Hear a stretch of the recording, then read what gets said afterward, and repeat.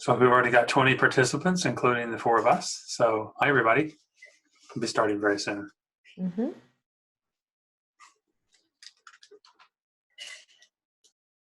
We are now live streaming this on Facebook. Hello, Facebook world. Glad to hear we're now live streaming this on Facebook as well. All right, welcome everyone. It is 6 o'clock. We have participants still joining. Give them just another minute. Go to the next slide.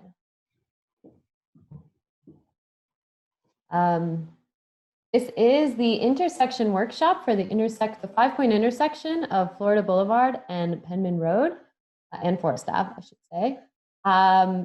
Thank you all for taking the time to join us today. My name is Luisa Leite. I'm a project director with Dover Coal & Partners, working on the Neptune Beach Community Vision Plan. This meeting has been set up as a webinar, so you all will be muted and without videos, but there is some new tools that you can use, including a Q&A button. And I'll repeat that a couple of times throughout the presentation in case anyone joins us late. But on the Zoom toolbar, where you see mute and stop video, there's also a Q&A button. And if you click that, you can submit questions to us. We have time set aside at the end of the meeting to take questions and answers and give some answers. So at any point, you can submit questions. And Rick and myself and Victor will be available to answer those at the end of the presentation. So welcome. As you can see, I'm joining you live from, for those of you who can see my video, from the intersection of Florida Boulevard and Penman Road. It's right behind me on a gloomy day, unfortunately, but nonetheless, here I am. So I'm going to go ahead and get started. This meeting, again, to reiterate, is being recorded like all the public meetings we're holding this week. So just keep in mind, we'll be putting that on the virtual charrette hub tomorrow for everyone to watch. Please share it with people you know who wanted to attend but couldn't make it. They can always watch, they can see the Q&A, and we can post a form that they can also submit written feedback on this topic specifically.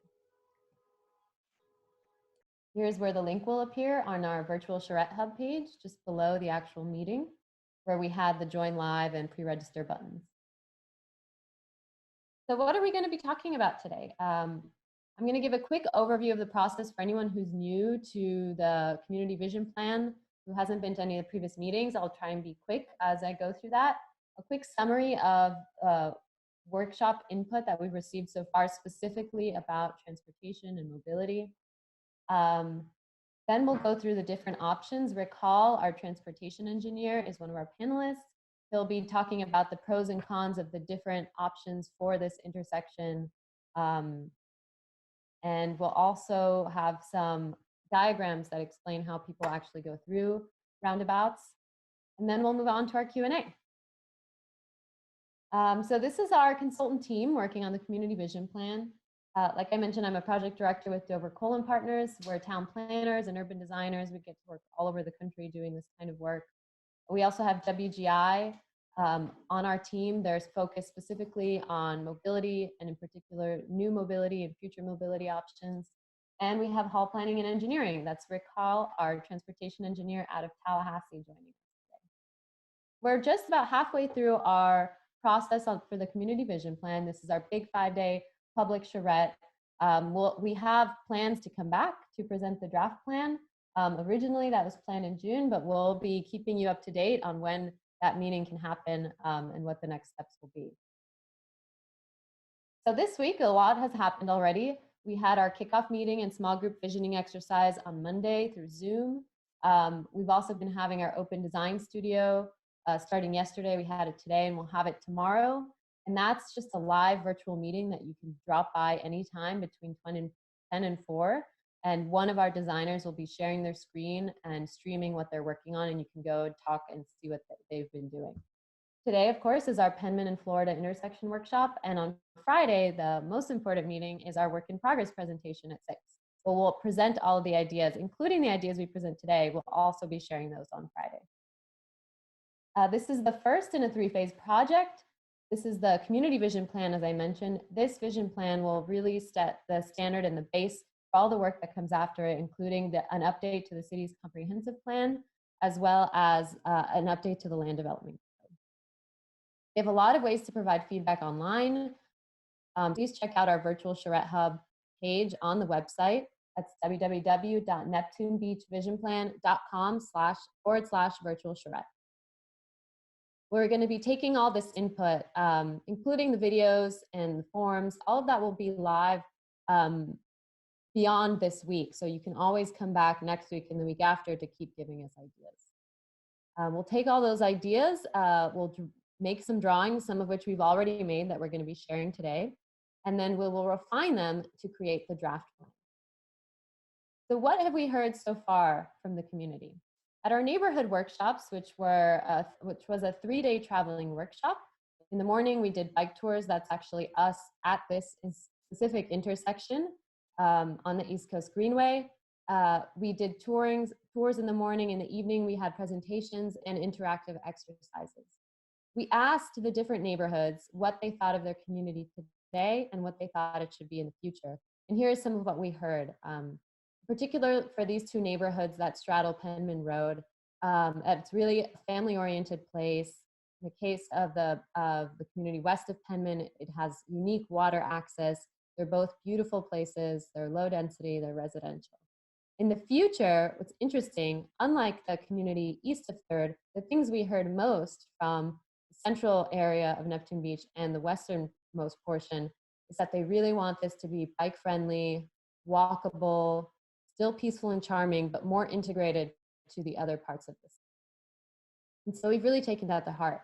Monday night, we had our small group exercises where people broke out into smaller Zoom rooms and had a discussion over maps. We asked people to pick their 3 big ideas, and we took all the big ideas, and about 40% of all of the big ideas we had, there were 14 rooms participating, were related to streets, trails, transportation, and parking. So this is a topic that's really important to the community. And we know that this intersection in particular is kind of the crux of that. We've been putting together a draft summary input map specifically around mobility, where we've taken the maps that people drew on at the neighborhood workshops, the maps that people have been drawing, that they drew on Monday night's kickoff presentation, and any other feedback we've been getting to kind of categorize what we've heard. And you can see that bright red circle right in the middle is this intersection of Penman and Florida. So it's been identified as a pinch point, as a place where they want more path connections and easier ways to get across. So what are the different options? Rick, I think you can go ahead and unmute your mic now and join me. Yeah. Here again is the picture. That's actually where I'm standing right now, as you can see. And Rick, I'll turn it over to you. Louisa, before Rick begins, can I just ask you Sure. for one thing? I was watching the list of participants grow and grow. We're up to 57 in tonight's event. And when you began speaking, we were at a smaller number. Would you mind going back over one more time the things you said at the very beginning about using the new Q&A button at the bottom of the screen? Just give that instruction. Yeah, absolutely. For the people who just joined us. Thank you. Absolutely. So anyone who joined and missed my first 5-minute spiel, this meeting has been set up as a webinar. So if you attended Monday night's event, that was just a regular Zoom meeting. So this webinar allows us to do a Q&A. So we have time set aside at the end of the meeting to actually take questions and give some answers from the panelists, which are myself, Rick Hall, Victor, and Brenda Diaz. So at any point, if you look at the Zoom toolbar that you have where it says mute, stop video, participants, and then there's a Q&A button. If you click that button, you can submit a question at any point. And those are the questions that we will take at the end of the meeting. Wonderful. All right, Rick, you let me know. I have the control of the slides, but just stay next and I will advance them for you. Okay. There may be some horn honking that some of you hear in the background from my computer. My neighbor across the street has his spouse's birthday today, And with our social distancing, she has many friends coming by and honking their horns in celebration of her birthday. So we're in a different time altogether. It's pretty interesting.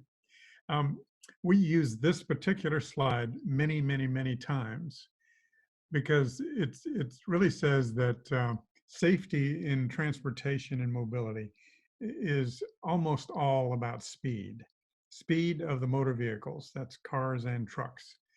Um, if if you are unfortunate enough as a pedestrian to be hit by a moving motor vehicle, and that vehicle is going 20 miles an hour, there's one chance out of 10 that you will not survive, that it'll be a fatality for you. At 30, it goes up to about half, and at 40, you don't have much of a chance of surviving a crash with a 40-mile-per-hour vehicle. We have a very fragile frame around us, and the cars are a very tough and fast-moving object. So this is high school physics, but it's why we spend so much time talking about speed as related to safety. That's for drivers, pedestrians, and bicyclists, everybody.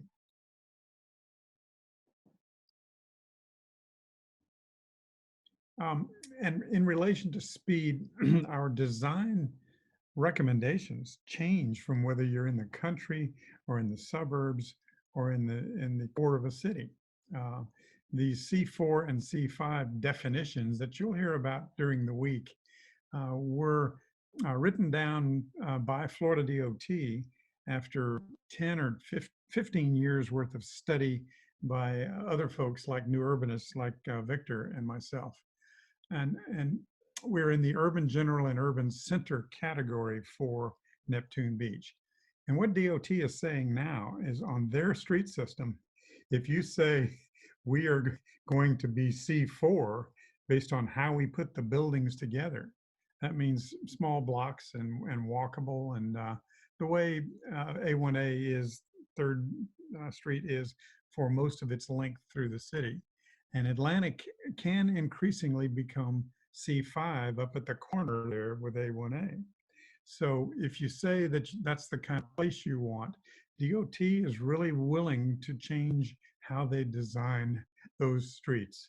And this is a major change from the approach they've taken through the last century and the early part of the 21st century. Okay.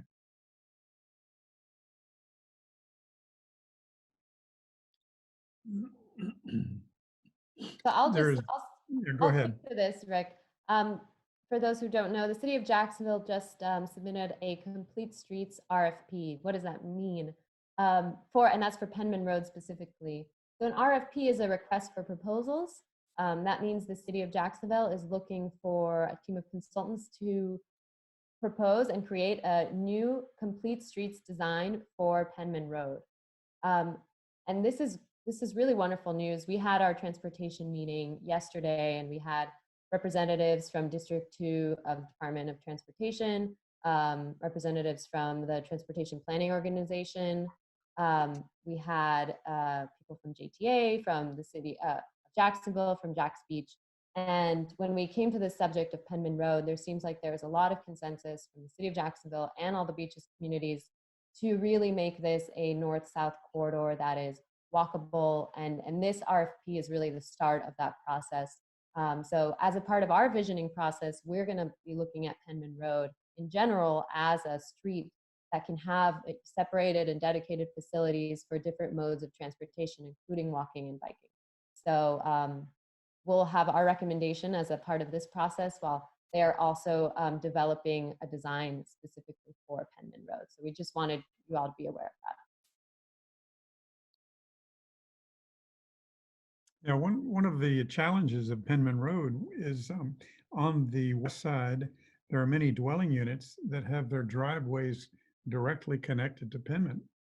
And that creates a different kind of context and character. So you can't, there are certain things you can and cannot do with residential driveways on one side of the road like that. So there are It's a challenging but very important corridor for the city. This is one of the most important conclusions that relate to safety of roundabouts. Um, they studied 40 plus intersections that had roundabouts installed, and afterwards they had a 90% reduction in fatal or incapacitating accidents. That's a very, very important statistic for me.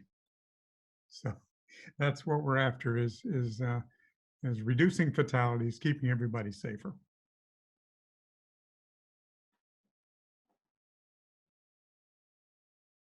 Now, we have a lot of folks that move down into Florida from up in the Northeast. And they say, well, yeah, those roundabouts we have up there in the Northeast, they're terrible. We don't like them at all. And we say, well, what's the diameter of those particular roundabouts? How big are they? This is one in North Charleston, South Carolina. And it is about 450 feet across. Next slide. In New York State, they have a location in Kingston, New York, where they had one of these large traffic circles. And then they said, man, we need to get a roundabout built in the middle of this instead of the big traffic circle. The reason is when people start circulating in their cars around the outside of that traffic circle, they can get up to NASCAR speeds on that outer circle because it's such a gradual curve. So they get going really fast. And you as a driver have to, you're shaking in your boots trying to decide whether you should jump out into that fast traffic or not. Next slide, please. This is a roundabout in Clearwater Beach, one of the largest in Florida. It has a dual circulating pattern. And it handles all kinds of beach-related traffic very effectively over there. They replaced about 12 signalized intersections when they put in this one roundabout. Next.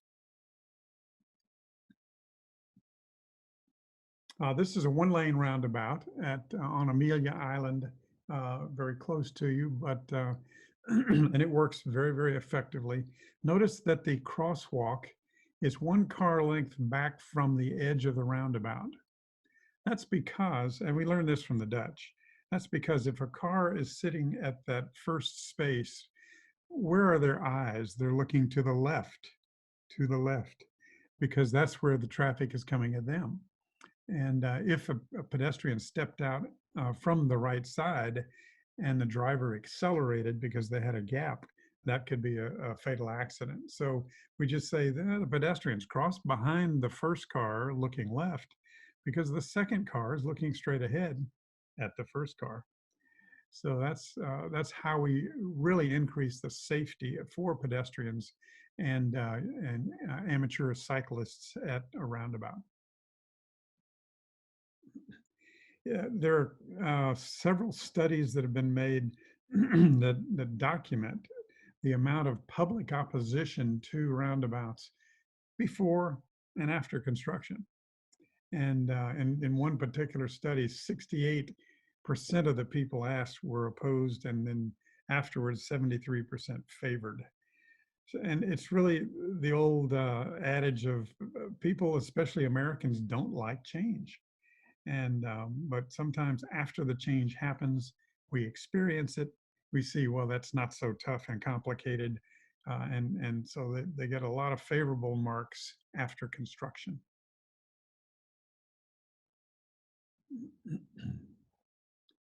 Now, this is an aerial view, of course, and north is luckily at the top, so we're all familiar with that. Look at the amount of asphalt poured in the middle of this intersection.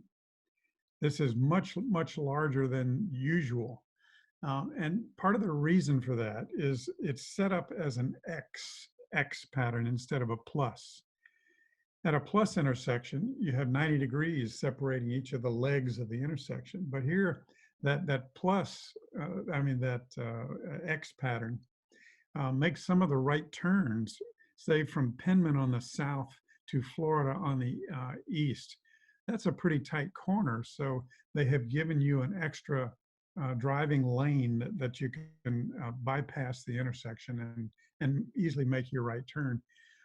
For the Penman Road southbound to Florida Boulevard westbound, you don't have one of those bypass lanes. So that's why that large light gray asphalt area in the upper part of the intersection is available. So cars can make that tight turn, and trucks especially.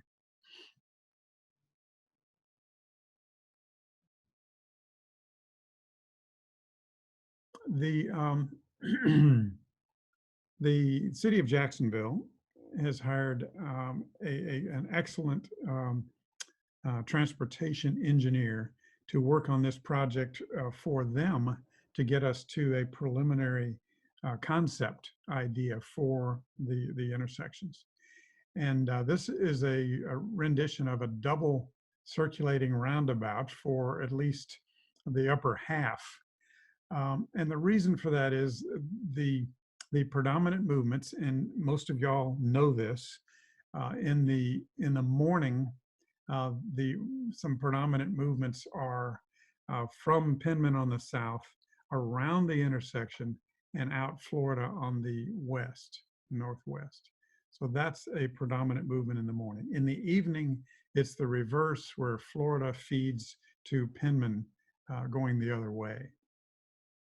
And we understand those are the predominant movements. And so that's why they tested a roundabout with twice the capacity going on that kind of left turn that's such a high demand number. Hey, Rick, just interrupt for just a second. Please do. Since I last asked Louisa to do it, another 10 people have joined us. So I want to say, for those who might have missed these instructions early in the beginning, tonight's event is organized a little differently. It's a Zoom meeting, but it's a Zoom webinar, and that means that there's a new button at the bottom of your screen, a Q&A button. So what we'd like you to do, we've already gotten 8 folks who've put a question there. What we'd like you to do, if you have a question as Rick is presenting these things or what have you, you just type it into the Q&A button. We're not going to interrupt the presentation to answer them as it goes, but when we get to the end, we'll turn to him, Louisa, Brenda, and I'll help where I can to answer all the questions that are given to us in the Q&A. Now, if you type it in the chat, we don't miss that, or if you, so otherwise we don't want to miss any questions. If we do run out of time, we'll answer we'll respond to everything, but we'll get to as many of them tonight as we can before the session ends. So use the Q&A button at the bottom of your screen. And Rick, you're up to 66 folks in your audience. So this is a hot topic. Wonderful. That's wonderful. I have to get an agent. At least half the people who have typed a question so far are asking, so is a roundabout the foregone conclusion? I happen to know what you're about to show next, which is another alternative or two. I just want to answer that one right now. The answer is no, not necessarily. That is one of the possibilities.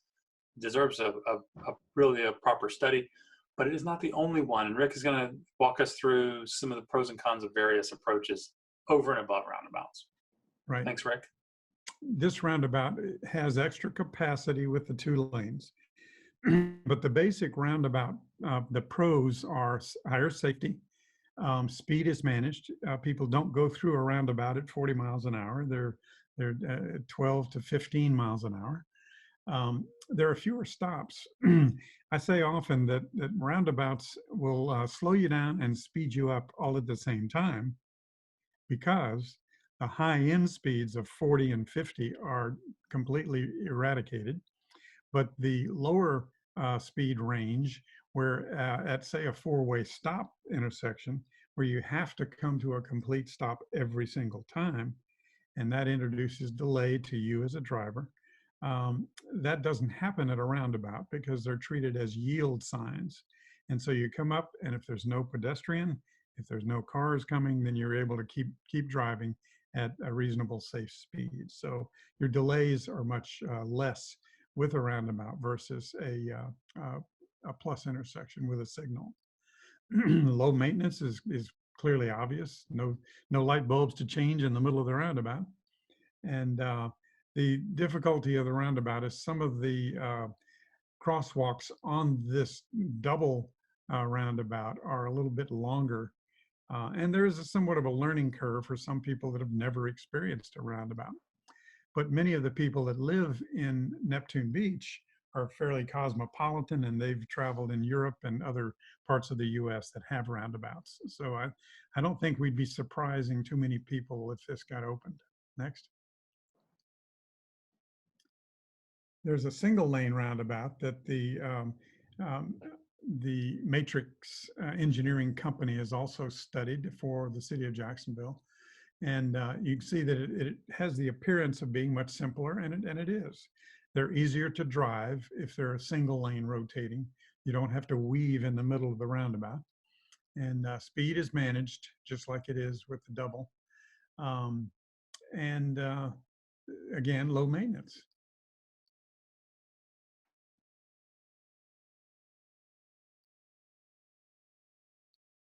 So we looked at the designs from the city, and we saw that some of the design parameters we would want to change a little bit, since we're coming in with much more of a pedestrian focus, I believe, than even they did. They were careful with the pedestrians, but we are ferocious about the pedestrians. So we, in our design, slight redesign of it, we gave them narrower lanes and a smaller design circle. Next.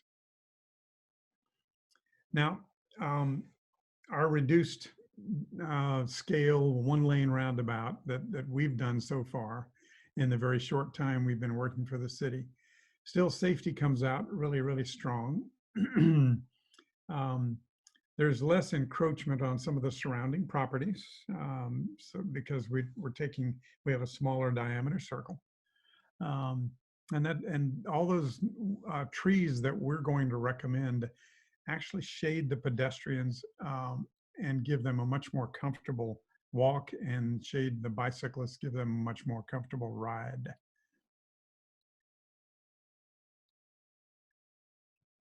There are a lot of different elements of a roundabout design. Those splitter islands that you see with the crosswalk behind the first car that's waiting to enter is important. I don't know if many of you know, today there is no crosswalk on the south leg of Penman and the southeast leg of Florida, zero. So the crosswalks are only on the other three legs today. So any design crosswalk number will increase, either the roundabouts or the standard signalized intersections. We have a 134 foot inscribed circle instead of the 170 that the earlier proposal had. And we have sidewalks everywhere as they are needed. Next. Option 3, improved signalized intersection. It's a fairly good intersection, but look how much closer these crosswalks are to the center of the intersection than the one that exists out there today. This is because we had one of those bypass lanes added to the northwest corner, so cars can make that maneuver and beyond before they get to a stop bar for the southbound Penman. And the reason you need those crosswalks closer to the middle of the intersection is so drivers can see you as a pedestrian. The closer that you are to the center, the easier it is for them to see you. And most of the crashes with pedestrians and cars are when the drivers are turning left. To some degree when they're turning right, but mainly it's left turning drivers that are hitting pedestrians across the US. So again, the closer those crosswalks are to the center, the safer the intersection will be. When you have a traffic signal like this, you do have an absolute control that the signal gives you as a pedestrian of walk or don't walk. It's fairly clear when you should walk and when you should not walk. And that's an apparent simplicity that some people take comfort in. I say it's not always a comfort, because when somebody has takes their eye off the windshield of the car and they're either texting with their head down or they're talking to a friend, and they run up on a red signal, they will hit the pedestrian at full speed. And that's the most important vision to keep in your mind. Is this intersection going to work well when a crash occurs? And my observation and my professional engineering belief is that when there is a stop sign or a traffic signal, then the dangerous part of that intersection is when somebody makes a mistake. And obviously, when someone makes a mistake at a roundabout, they can plow into the center circle and most often come to a stop there. Or if you have some nice artwork in the middle, they'll hit the artwork, but they will have much less chance of hitting other cars and pedestrians on other legs. Hey, Rick, when we began, I promised myself I would not interrupt you to and hold all those Q&A questions until the end. But knowing a little bit about what you've been preparing this afternoon to show, I want to let you know that a lot of the questions that we're getting are about how the pedestrian interacts in each of these kinds of intersections, and in particular about the interests of the kids biking and walking to school at the nearby elementary school. So just be sure that is addressed in this presentation. Very good. The next line, it says long wait times for the signal for your walk control. In many places where we do have signals and pedestrian signals, walk and don't walk, the signal cycle, the amount of time it takes the signal to go through all the reds and greens for all the approaches gets to be over 2 and sometimes 3 minutes long. And if you come up to the intersection as a pedestrian and you just lost the walk signal, you could have to wait 2 to 3 minutes before it cycles back and says again to you, walk.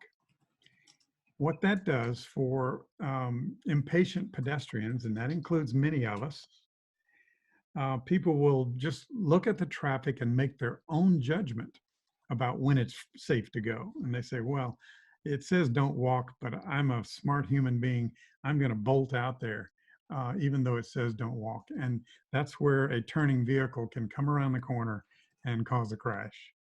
So it's while you feel it's an absolute control with walk and don't walk, many people are not willing to abide by those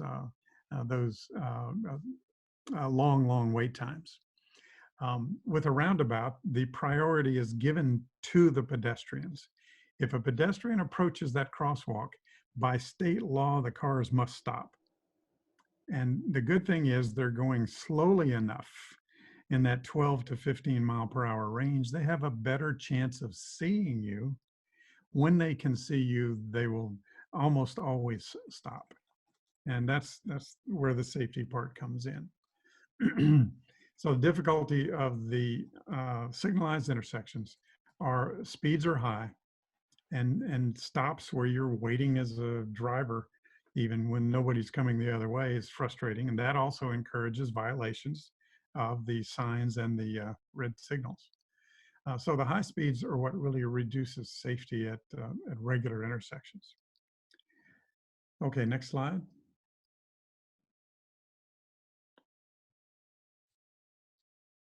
I can go past this one. Right, Okay, yeah, I think we've covered most of these issues. The trail is going to be accommodated. If you can go back just one. Yeah. The East Coast Greenway is going to be accommodated very easily going from the Florida leg on one side to the Florida leg on the other side, either by 2 crosswalks at the signalized intersection or 1 crosswalk at the roundabout. Okay, next. Again, Metric Engineering did a complete analysis of this. And these are a lot of numbers, but look at the middle row. The overall level of service for existing signal is F. And it's in 2025, it's projected to be F. And in 2045, it's projected to be F with the existing layout Now, we might be able to improve it with the one that we have for the signalized intersection.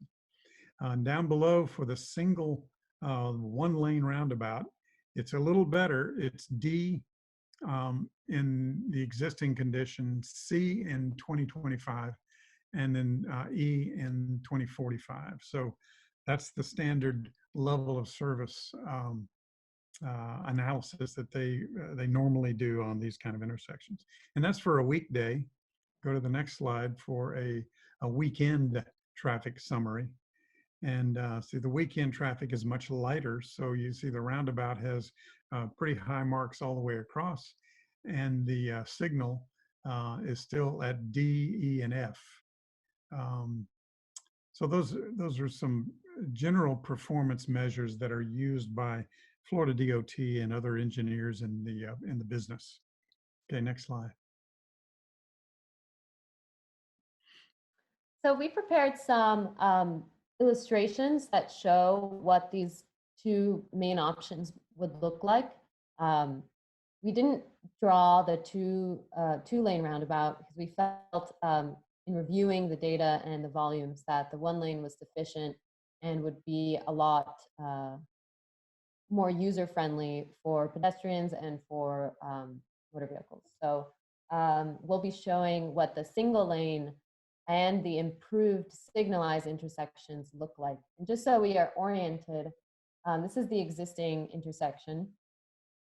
So this transverse here, this road is Penman Road. As it goes to the top right corner of the screen, it's moving south. Towards the bottom left, it's going north. This other road crossing it is Florida Boulevard. So towards the left, it's southeast, and towards the right, it's northwest. And in this corner here, you have Forest Avenue. And on the right is the elementary school down the road to the right. Yes. And right here, you see this is the not yet completed segment of that East Coast Greenway that will eventually come through this intersection. So this is what it looks like today. And here is what a possible single lane roundabout could look like there. So immediately you can see how much less asphalt there is in this scenario. And there's a couple things to note about this example. You see that we've added these high visibility crosswalks. Today, the crosswalks are faded. They're not high visibility, really easy for a motorist or someone in their car to miss, to not even see them. So we choose these high contrast bars that really stand out against the asphalt. So that is one thing you can see. The other thing is you'll see there's a truck apron. That's what we call this band with a different paver material around the roundabout. I saw there was a question about how trucks and bigger vehicles move around the roundabout. These illustrations and drawings are put through a auto turn analysis that actually picks different vehicle sizes and makes sure they can make those turns. And we spoke with the engineers. They believe that there would be some wiggle room to reducing the size, which is why we came up with this smaller design. But we always include this truck apron for that reason. This is a mountable curb. So cars are not supposed to go in this area, but a larger vehicle that needs a little bit of more space is actually allowed to go up onto this low curb to get around. You'll see that the greenway has been incorporated here. You see this wide, 10-foot wide multi-use trail that's moving through. The ramps, all the curbed quadrants of the intersection have curbs that have ramps to get down into the sidewalk. There is a median refuge that is that splitter island that Rick mentioned that gives people a chance to stop, pause, see if anyone is coming, as this boy is doing, before he continues on across the sidewalk. This is exactly like one that's been added to my residential area here in Tallahassee, and it's up on North Thomasville Road. If you are interested in Bradfordville and looking at that one. And large tree in the center to reflect how we really love trees. Absolutely. And so this is the car yield zone that Rick was mentioning in setting back all the crosswalks one car length behind. Each car slows down as it's approaching the roundabout. The car behind this one has to wait. So that allows a pause for the person crossing. He has a chance to look directly in the face of the person in the car that is approaching back here and make his way across. And here I've shown a signature tree.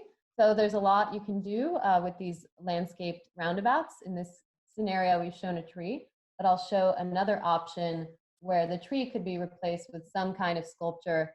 This does not need to be the sculpture. We just chose an example. This is a bronze octopus, but it could certainly be anything that any local artist would propose, but it's an opportunity to make this a real centerpiece of the neighborhood and still make it feel like it's a part of the character of the area, either with a tree or with art, but certainly with some landscaping. This road, so many people actually use this road, and it's a major entryway into the beaches in general. So there you go. You can add a signature sculpture of the community's design, either hopefully with local artists if possible. So back to the existing conditions. I'll show now the second option, or rather the third option that we spoke about, which is the improved intersection. So this one is lighter touch. It's not as transformative as the roundabout, but it still provides some really good upgrades. And we've done option 1 and 2 of this one. The second option I want you to notice, and it's really subtle, if you look towards the actual intersection where my cursor is hovering, we've added a special textured paver. You can really see how much smaller the intersection is. This is how big it is now. That asphalt extends basically 1/3 of the screen. It gets a lot tighter in this scenario, and you can see that even better when we put a special paver. And the reason to put a textured paver in the center of an intersection is because it's a way of letting drivers know as they're driving through that this is a place that they should be slowing down. It's an actual tactile way to inform drivers that this is a different area like the one they were just driving through, and that there's people here. Did I say that speed was important? Yes, I said speed was important. Yes. So here again, to Rick's point before, we've added these islands and these dedicated turn lanes, right turn lanes that don't exist today. All of these separator islands give pedestrians a refuge to do the cross in stages. Again, they're all high visibility crosswalks, easy to see for pedestrians and people in their cars. Again, the East Coast Greenway is incorporated onto this side of Florida. And here we've shown textured pavers in the intersection. So I'll just go through those three. This again is the existing condition. Here is the single lane roundabout that has a reduced size with a tree, but it could also be a sculpture. And here is the improved signalized intersection. So you'll see that the traffic lights are still here in this option, as opposed to the roundabout. So how to use a roundabout, Rick? Okay. This is a couple of diagrams just to help people understand exactly how a single lane roundabout works. And we've explained a little bit how pedestrians get through them, how they stop, but you can kind of go through that right now, Rick. Yeah, the automobiles are all forced to turn right, even if they're going through or going left. So it's that uniform right turn. That's the basic part of the design. All the red arrows, or the red arrows, are the entering traffic. We design a curved piece of roadway as you're entering, because the curve clearly indicates to the driver they must slow down to make the curve. So they start curving to the right before they start the left turns. And the exiting traffic is just important to keep that managed and not have people just really accelerate out at a fast rate. So we like to have those curves in the approaches and the departures to each of the intersections. So it's really just like getting to a yield sign on a regular piece of roadway that just happens to be curved. And there's the example of the roundabout is a curved T intersection as opposed to the regular T intersection.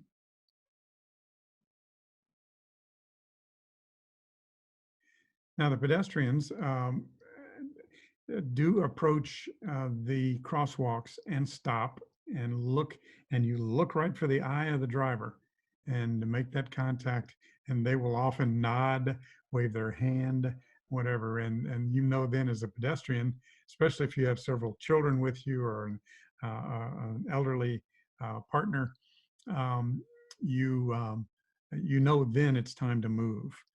And as I said, the speeds are so low that they can actually have time to look and see you.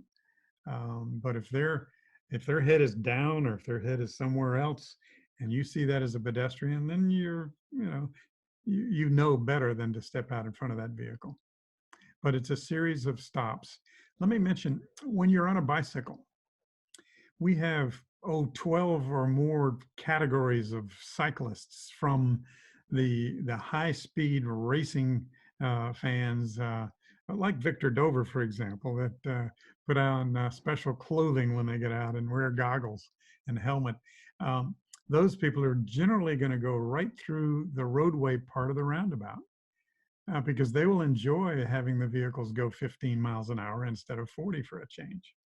So the pros and the upper level of skills will go stay in the roundabout and go right through as a motor vehicle does. But then the more amateur levels, children or anyone else feeling vulnerable, can get off the roadway and get to the sidewalk and use the crosswalks and walk their bicycles across the crosswalks as a pedestrian. So there are two different treatments for the cyclist as they approach a roundabout.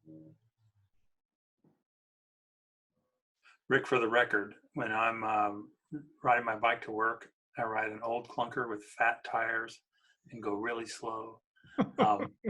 And so it's only, so there is a big difference between a ride for fitness or recreation, someone who's training on a bike and or even hardcore commuters, that a small percentage, maybe 3 or 4% of the population that we might call the strong and fearless.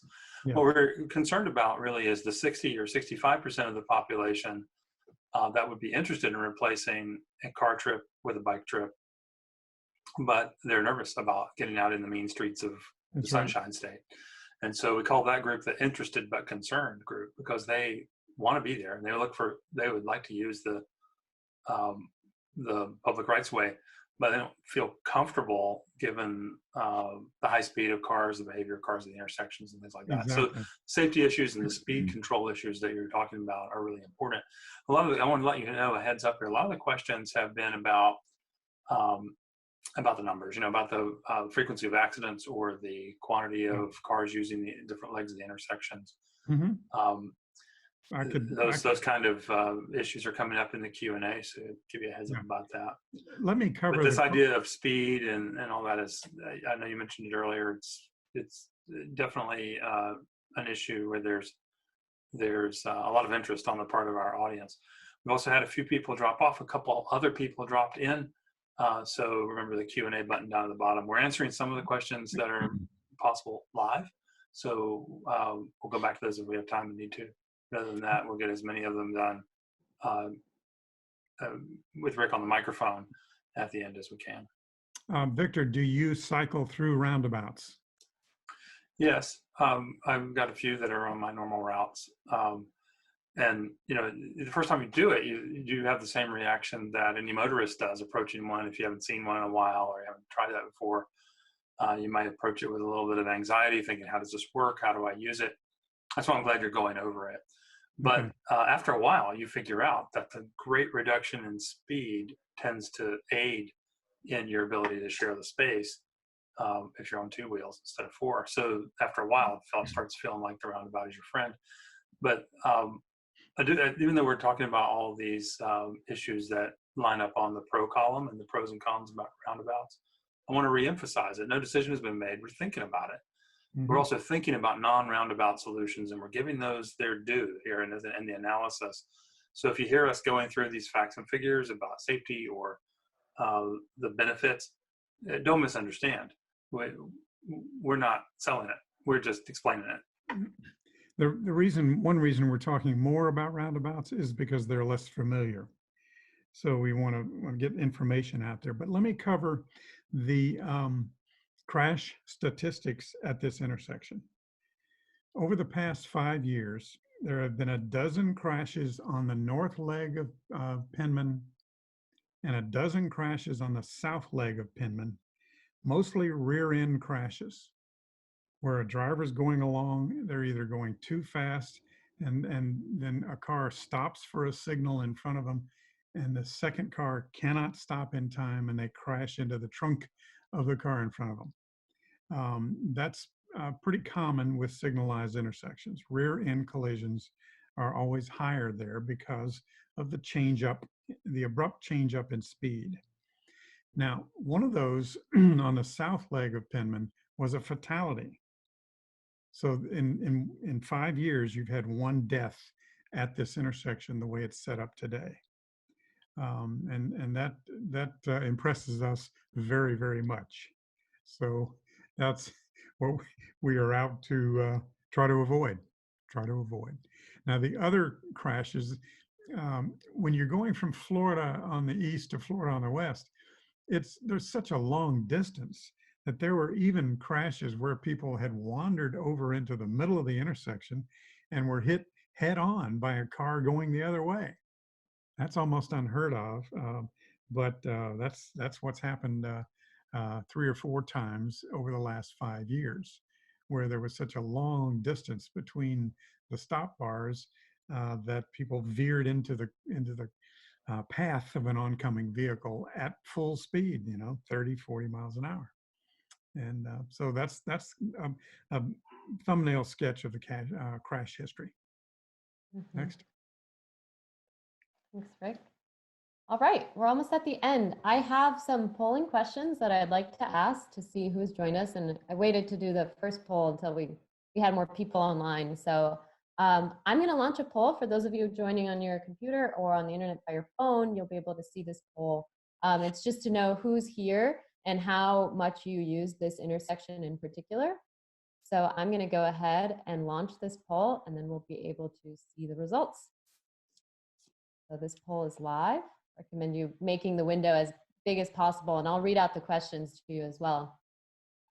Question 1 is, have you attended any of the previous public meetings, including the January project kickoff, February neighborhood workshops, or the charrette kickoff and small group exercises we did on this past Monday? Question 2 is, what neighborhood do you live in? Are you east of 3rd, between Penman and 3rd Street, or west of Penman Road? Other options, I live in one of the other beaches community, but not Neptune Beach. I live in the city of Jacksonville, but not one of the beaches communities. And the last option, I don't live in the greater Jacksonville area. Next question is how old you are. Question 4, how often do you drive through the Florida Penman intersection? And the last question, how often do you walk or bike through the Florida Penman intersection? So we have over 50% of the votes in.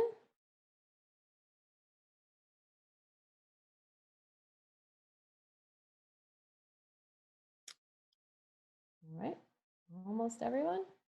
No, we can't vote. Yes, I don't think the panelists can vote. And there's a couple of us, so I think we're almost getting all the answers in. I'll give it a couple more seconds.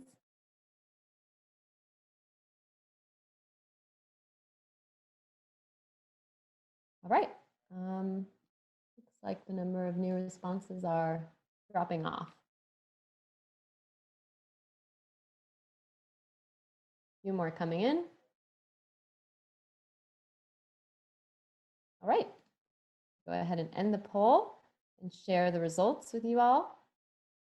So about 80%. Before you do that, I Yes. would ask you to read the questions because it's Sure. fine print on some screens. Yeah.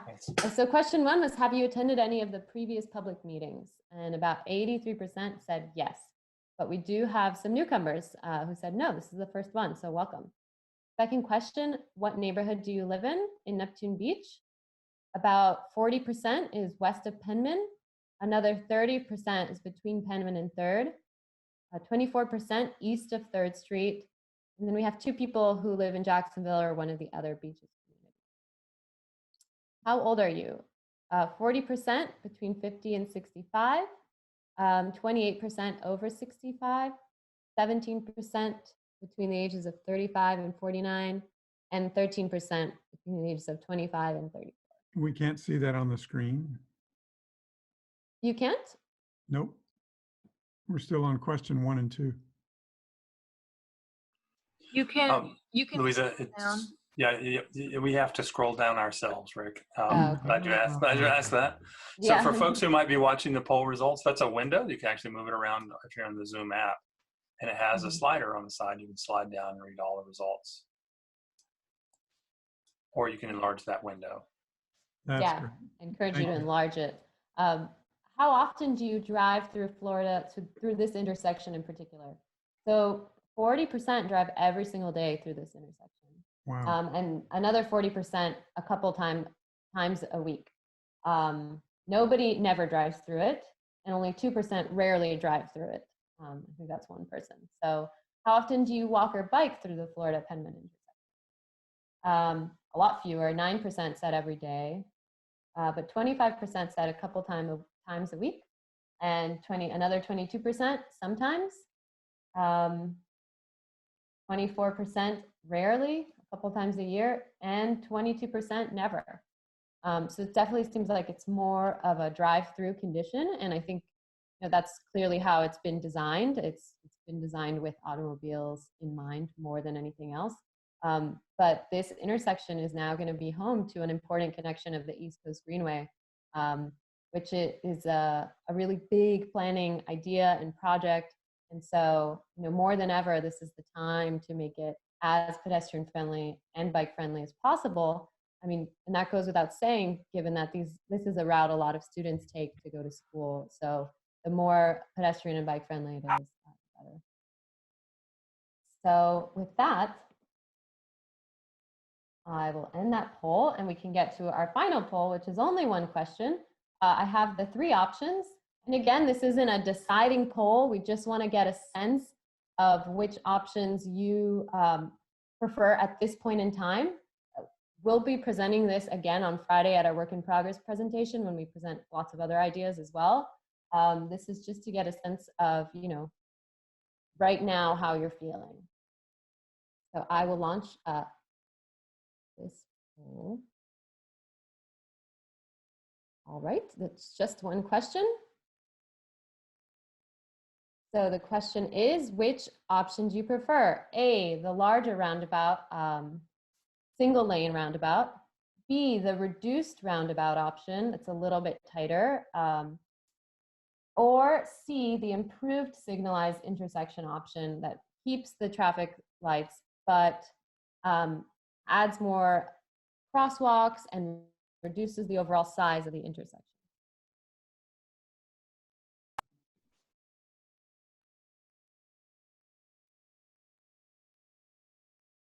Going quite a bit faster.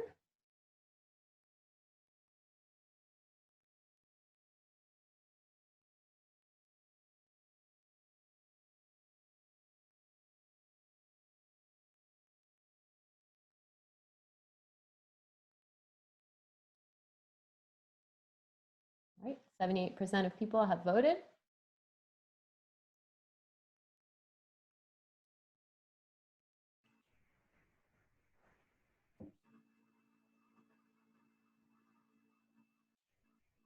All right, looks like we've stalled. Louisa, can you repeat the Sure. options, please? Yes. So the question is, which option for this intersection, which improvement for this intersection do you prefer in this point in time? So option A is the larger roundabout, so single lane roundabout. Option B is also a single lane roundabout, but it's a little bit smaller, a little bit slower. to get through. And then option C is the improved signalized intersection. That is keeps the traffic signals and traffic lights, but makes the intersection smaller. It adds a dedicated right turn lanes and pedestrian refuge islands to make crossing much easier.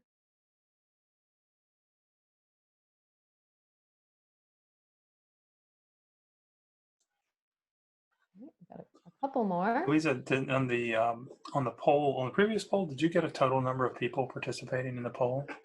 Yes. Mm-hmm. Can you share? You want to know? Yes, the last poll. Okay, thank you. The total amount was 59, but we had about 50 responses, and then it just dropped off. Some people may choose not to vote, and that's okay. Right now, it's giving us 49 of 61 who have voted. Okay, thank you. And it's stalled out at 49. And again, this is not a deciding poll by any means. This is the first time we're showing these ideas to anyone. Those street renderings were completed today. So it's all fresh ink. It's new stuff. We are just wanting to get a sense of you all who attended, how you're feeling. All right, so we stopped up at 49. I'll go ahead and end the poll. No one else has been adding anything. Share the results. So you can see in the results, the results for option A, which is the larger roundabout, is 12%. People who preferred the reduced roundabout is 65%, and people who prefer the improved signalized intersection is 22%. I'll say one last time that this isn't a final poll or a deciding vote. This is just so we get an idea. So thank you. So now we can go on to our Q&A. I know Victor and Brenda, you've been taking some of the questions and responding in the chat, but there's certainly a couple more that we can take that we haven't gotten to. Let me take a look. Rick, you can also see them, correct? If you go to the Q&A. Yes. So you talked about the accidents. I see there was a question about the accidents. You mentioned that. Rick, there are a great many questions, so you might want to pick one to answer. Brenda and Louisa can sort some other ones to help you. There are many of them are repeated versions of similar questions, so maybe we can collapse some of those. So I think that this question we mentioned, I saw someone mentioning how trucks get through. We see one question also about how boats and trailers navigate a roundabout. So we did talk to Metric Engineering and the design vehicle they used when they were testing their turns. I believe it was a school bus or a truck, but we can certainly see exactly, what should fit. Ideally, every vehicle that needs to get through here has to be able to navigate it, even if that means going up onto the mountable curb that we mentioned. Is that right, Rick? That's Correct right. me if I'm wrong. Let me mention, when we talk about using the truck apron and getting through, it's primarily for vehicles that want to go beyond the simple right turn and the through movement, but they want to go past those two options for the roundabout and go to the third exit or entry, the third street. So and that's the toughest maneuver for a large truck to take, to enter from, say, South Penman and then pass Florida, pass Penman and go up to the northwest on Florida. And those are the longer trailers that would they would run their back wheels up on that truck apron and make it through very, very conveniently and very slowly. So, Rick, we also got related questions about boats and boat trailers, both from people who regularly take their own boat through this intersection and from folks who watch others do so. So does the same thing apply? Yes, the same thing does apply, especially because of the invention of the trailer hitch. When you're hauling a boat, even a fairly large size, your towing vehicle and your trailer can rotate like this, and so the trailer will follow you in a pretty good circle as you go around the roundabout. We had one we just designed in Panama City, Florida, downtown, and a lot of boaters and a lot of trailers up there. And so we did an explicit test of a boat and a trailer of a fairly large size going around the circular intersection, and they make it just fine. Surprisingly, one of the toughest vehicles is a long fixed body vehicle like a school bus. School bus. Mm-hmm. Or a large garbage truck. Those are our test vehicles. Even the semis can do some pretty miraculous things because of the bending of the vehicle around the corner as they turn. Mm-hmm. Rick, there's one other question I've seen, and I've heard it asked before. If any kind of beacon or pedestrian active signal can be incorporated into a roundabout design. Yes. They can either be installed initially, or we could, if the city goes ahead, the city could do this improvement and then observe for 6 months and see how hesitant the pedestrians are, how lawless some of the drivers are, not stopping even though someone's waiting at the edge of the crosswalk. And if the professional staff for the city can observe that drivers are violating the state law that said you must stop, they can start issuing citations. They can get out there with an unmarked car and start nailing these people that are not stopping for pedestrians. So enforcement is a very important part of making this thing work in the initial days. But the rapid rectangular flashing yellow beacons are a very eye-catching way to remind the drivers that, yeah, there's a pedestrian that just pushed a button on the edge of this roundabout or traffic signal. Hey, Rick, several of the questions have to do with folks who live upstream or downstream that under the current conditions at peak hour can occasionally have trouble getting out into the street because there's a backup, when when the light turns red, cars spill back. And, sometimes the nice people in Florida will let you in and sometimes they won't. But the question was, will the roundabout create a problem for residents north and south of the intersection? That'll make it even harder for them to get into Penman. Right now, some of them are using the break-in traffic that comes when the light finally changes as their chance to get out. So can you talk about the dynamic of in and outs from nearby driveways and the roundabout during peak hour? Yes, I can cover that a couple of different ways. One is because the roundabout slows you down on the top end and it reduces your delay at the lower end. There is more capacity in the roundabout than for the traffic signal. So therefore, your queues that back up in each direction from the middle of the roundabout would be shorter during the peak hour. I feel like candidate Sanders, speaking with my hands here, but so the queues will be shorter. And then the pulses in traffic that come to the intersection can sometimes be can have gaps introduced by the nearest signal.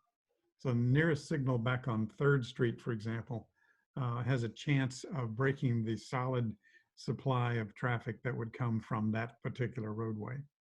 Now, there are not many intersections that are close by with another signal, but that's another way that the gaps occur in the constancy of the incoming stream to give everybody a chance to get in. Mm-hmm. We have a question here specific to the design. Why in the single lane roundabout scenario, the South Penman to West Florida movement didn't get a turn lane like North Penman to East Florida? I can pull up. Yeah, please pull up so here, so he's saying, at the movement, I believe it's this one, the south on Penman to Florida, it doesn't have this dedicated lane that we see from Penman north to Florida east. I think primarily that was because the demand was not very high for that movement.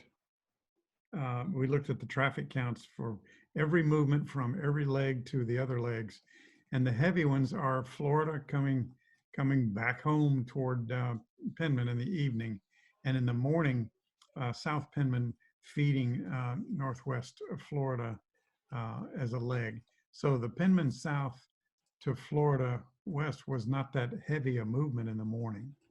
Now there would be some school traffic that would want to get there and get immediately to the school. But primarily if you start out on the top edge of Penman at Atlantic and you wanted to go back up Florida, you could have come off of Atlantic onto Florida at the intersection way back to the west. So it's not a very high demand movement. Right. I'm seeing another question about population growth and level of service, both for cars and for bicycles and pedestrians. We can go back to the slide where we looked at the volumes table. So maybe, Rick, can you speak to how we would measure the level of service for bicycles and pedestrians as well? Is that something that's available? Yeah, my colleagues in the transportation business have been trying for years and years to get a competitive grade for pedestrians and bicyclists. Mm-hmm. And it doesn't work very well. There have been a few published peer-reviewed experiments with so-called pedestrian level of service, but lots of criticism of each of those, where they fall short or apply a kind of car think to modes of travel where the users behave very differently. That's right. So we're still working on that. I think we could say, I think it's a hot topic in transportation research, isn't it? Yep. And back in the 1970s, I worked for Florida DOT, and I actually produced the first lookup table for traffic level of service based on daily volumes, based on some calculations I did from the Highway Capacity Manual for 1965. But most of us, including Doug McLeod, a good friend of mine that's done a lot of this level of service work, they tend to begin to treat pedestrians like little vehicles. And they're thinking, well, if the pedestrians all get crowded into a sidewalk, their level of service should be a little lower. And it really just doesn't apply. So they're still trying, but level of service for pedestrians is very, very difficult to do.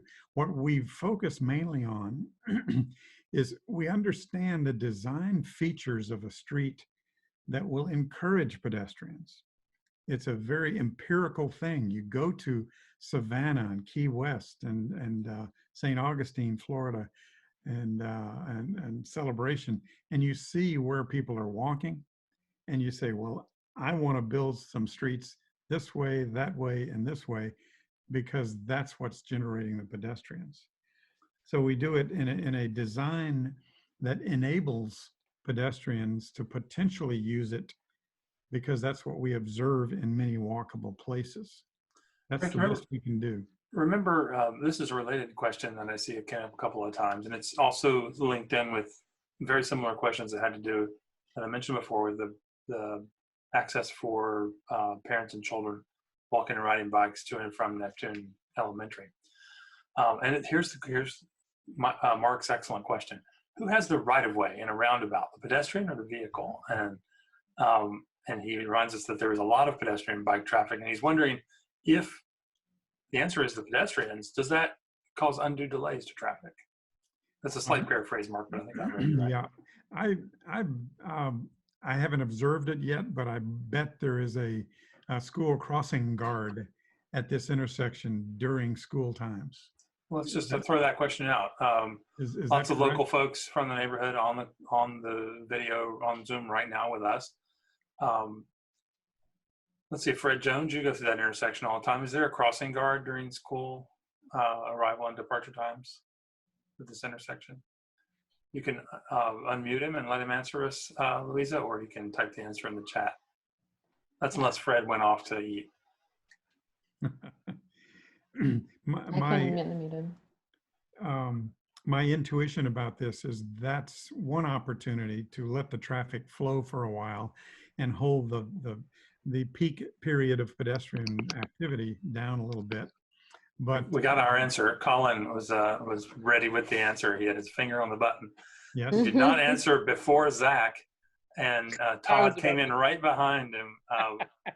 Sorry, Fred, you got outrun here. Yes, there is a crossing guard is the answer. I'm glad everybody was on top of it. So in the time it took Fred to find the mute button, Colin and Zach and Todd all answered the question. okay. Yes, there is a crossing guard. So that's part of the mitigation for that concern about automobile congestion. Will you be stuck here during every school rush in your car, just waiting for these pedestrians to take their right of way that's given to them by law? And the crossing guard is a higher level of authority. They're the supreme law, and they would logically hold back some walking and bicycling travelers to let the traffic flow for a while. So a couple of the questions asking about whether population growth was taken into account. So it is in these summary charts. They're looking into 2025 and 2045, what the level of service and the level of delay they project would be. So we can include this report that's already been published and is available to the public. Someone correct me if I'm wrong, but I'm fairly sure it's already publicly available in our resources page on the website.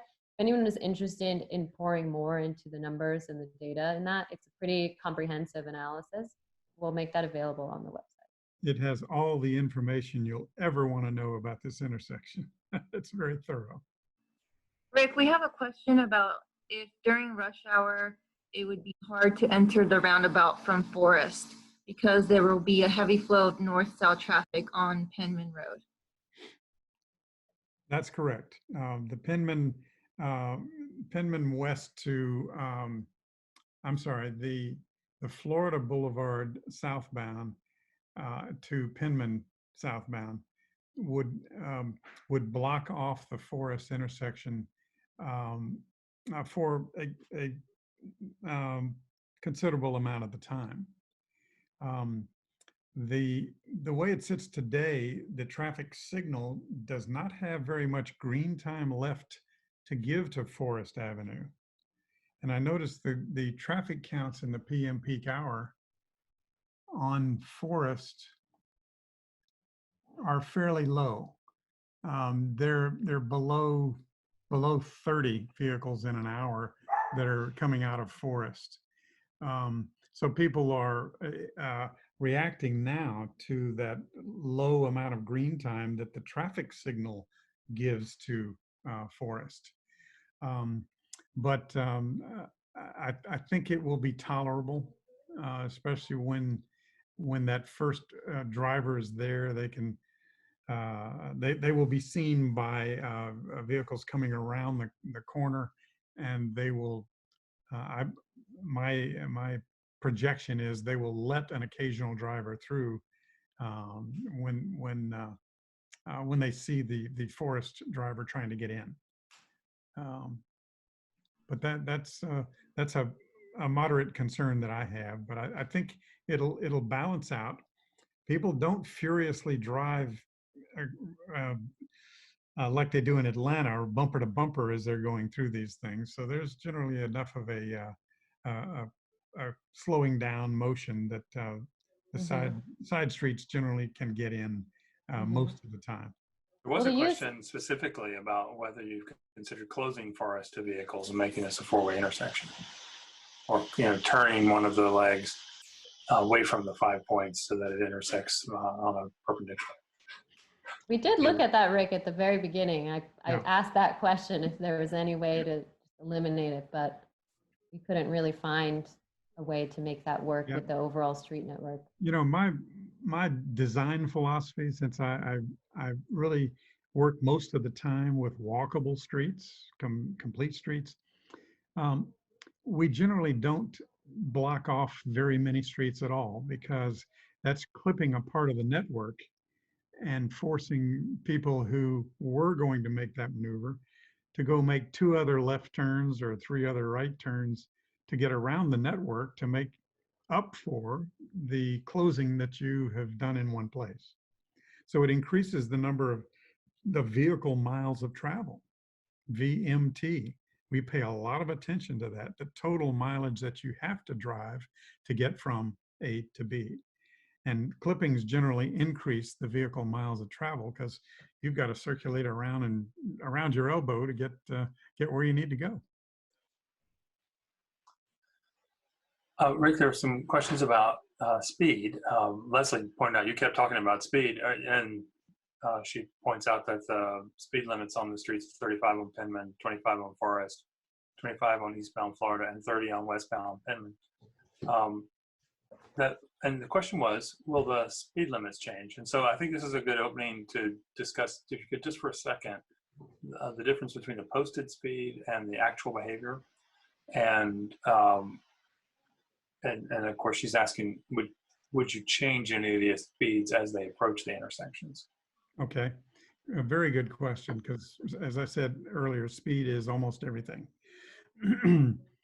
Most drivers understand that if they go to traffic court and the patrolman has given them a ticket for going 4 miles over the speed limit or 7 miles over the speed limit, the policeman is not going to win, because the traffic measurement devices and everything else goes against that kind of a decision. But if you're 11, 12, 15 miles over the posted speed limit, then you're in the danger zone of getting a ticket that you have to pay.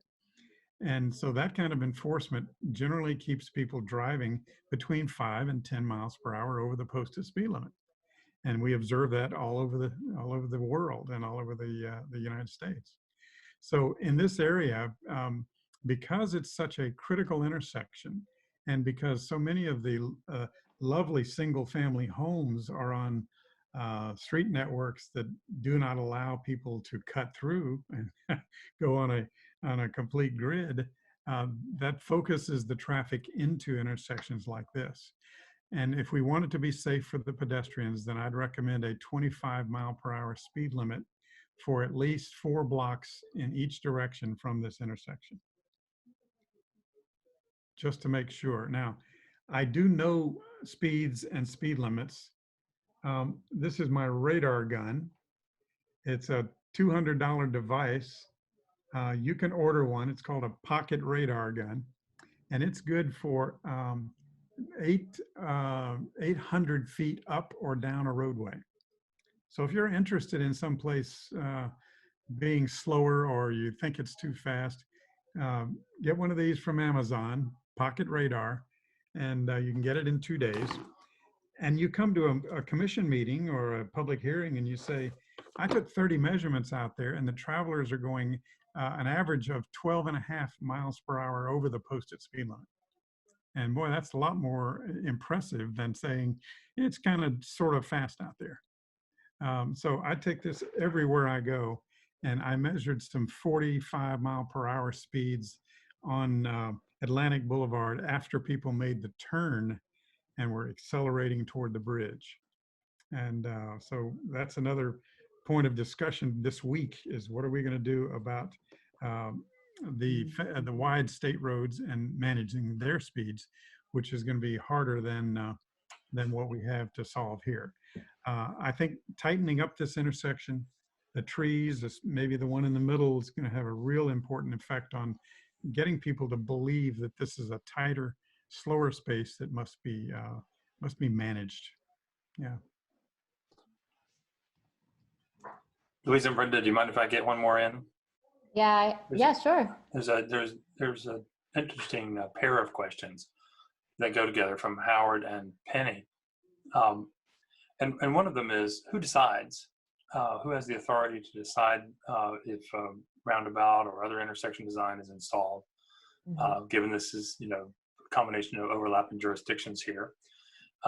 And Rick, you could punt that question to one of the Neptune Beach leaders if you wish, or you can, if you already know the answer, you can give us that. And then the companion question could be for you or for Colin, and that's, what's the typical construction time under these reconstruction scenarios?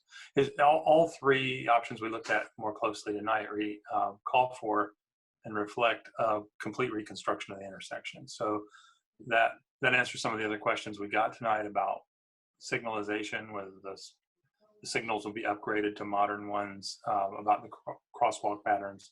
Answer with a full reconstruction where things like crosswalks and stop bars and traffic signals are all moving.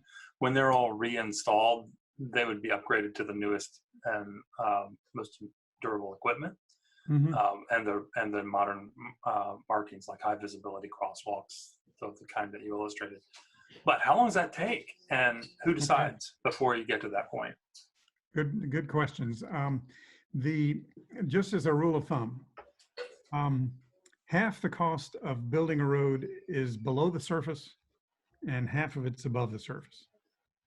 Okay, so when I mean below the surface, all of the gravel and sand and the buildup of layers below that asphalt, and all of the drainage and the utility pipes that are on everything below the top of the surface is about half the cost of the job. And the other half is all the striping and the signing and the signalization, and curbs and so on. So this is not a major reconstruction because you're going to leave all of this surface right the way it is. It's not rutted and so on. So it's there's a good base and good asphalt there. So it would be a rearrangement of the corners, and that would tend to make it a shorter period for construction and a shorter period for design. Now, what that means, my guess is if there's a unanimous city commission vote for a given alternative, then the city of Jacksonville would pay close attention to that. Imagine yourself being a Jacksonville city elected official, and you're trying to force something to be built here that doesn't have complete support by the city council. It's not a very wise political thing to do. So it's going to take at least a majority support from the city commission for Neptune Beach.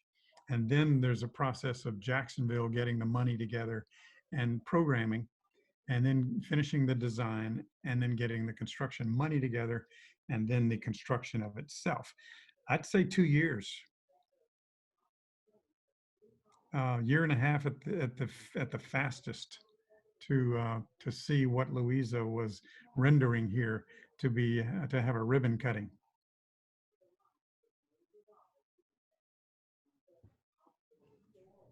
Does anybody see it being 12 months? I don't think so. Victor, thank you for fielding those questions so we would have time to think about our answers on each one individually. Well, there's still a lot of open questions, and there are a lot of them that we've answered, Brenda and I have answered by typing. A few cases we said Rick's going to get in that later. So I believe you've gotten to most of those. I will give one last skim through them. But we're not going to get to all of them. So I'm thinking that, Louisa, if it's all right with you, we'll get a record of all the questions, the ones that were open, the ones that were answered live through the mics or in typing. I also dismissed some questions, but we don't want to lose those just to make the list smaller, but they're not questions. They're commentaries or responses to something Rick talked about and what have you. Or they were already answered, so we need to bring them back up. So we just want to make sure all those are being recorded. Okay. Yeah.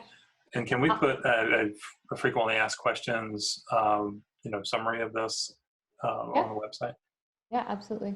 Another thing for Friday night, because we heard this also in the Q&A, We'll also add an option for none of the above when we present this at our work in progress. You know, it may be that people want it to stay the same. So we'll add that as an option D, a do nothing scenario as well. Louisa, I'd suggest that we take the larger single circulating roundabout and consolidate that with the other single lane roundabout. So Sure. it's like having a candidate drop out to see where the votes go for the, you know, which Second we're round. experiencing nationally, you know. Sure. Sure. Absolutely. Great. We are well over time as usual. Like Victor mentioned, we'll go ahead and put a written record of this on the website under the meeting, along with the video. This video will go up a lot faster than the one on Monday night, so we don't have to do any editing. So we'll put this up as is, along with the questions. And the Monday night recording is already online as well. Great. Well, thanks everybody for your participation. It's been really encouraging. A few people have typed in either in the chat or in the questions words of encouragement. Pat wrote, "Thank you. Please tell everybody I appreciate their hard work."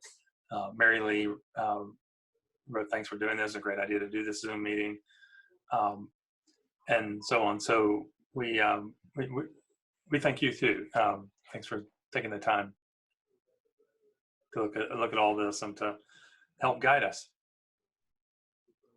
I may never travel again. I may work from this desk for the rest of my career. No, you're going to miss getting in the room with us. And I'm starting to Leslie. grow roots at home.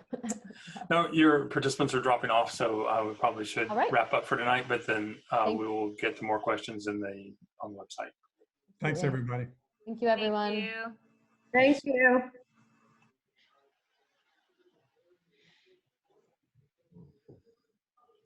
Please, if you could just hold the